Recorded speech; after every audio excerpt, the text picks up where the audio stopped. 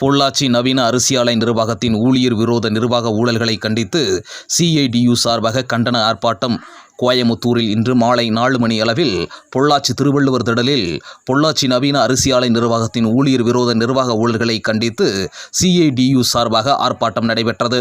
இந்த ஆர்ப்பாட்டத்தில் அரிசி ஆலை அதிகாரிகளின் ஊழல் காரணமாக ஏற்பட்டுள்ள கண்டுமுதல் குறைவினை தொழிலாளர்களிடமிருந்து பிடித்தம் செய்யாதே, அரிசி ஆலையில் கிடங்கிலிருந்து வரும் நெல்லினை பிரதான வாயில் வழியாக வாங்காமல் விதிகளை மீறி உள்வழியாக வாங்கி ஊழலுக்கு வழிவகுக்குது என்றும், ஆலையில் டஸ்ட் ஃப்ளவர் எதுவும் இல்லாத காரணத்தால் பணிபுரியும் பணியாளர்களுக்கு மூச்சு திணறல் மற்றும் ஆஸ்துமா போன்ற உடல்நலக் குறைவு ஏற்படுகிறது. இதை உடனடியாக சரி செய்திடவும் 10 வருடம் பணியாற்றிய ஊழியர்களுக்கு தகுதியின் அடிப்படையில் பதவி உயர்வு வழங்க கோரியும் MRM நிர்வாகத்தின் ஊழல் நடைமுறையை களைந்திடு என பல்வேறு கோரிக்கைகளை வலியுறுத்தி ஆர்ப்பாட்டம் நடைபெற்றது. இந்த ஆர்ப்பாட்டத்தில் K. மனோகரன் CITU மாவட்ட தலைவர் தலைமை தாங்கினார்.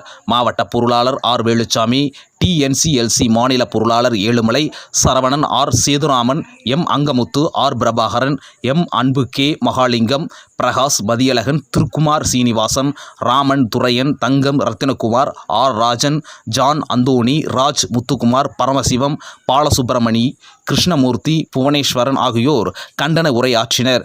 முடிவில் தாலுகா குழு உறுப்பினர் K. மகாலிங்கம் நன்றியுரையாற்றினார்.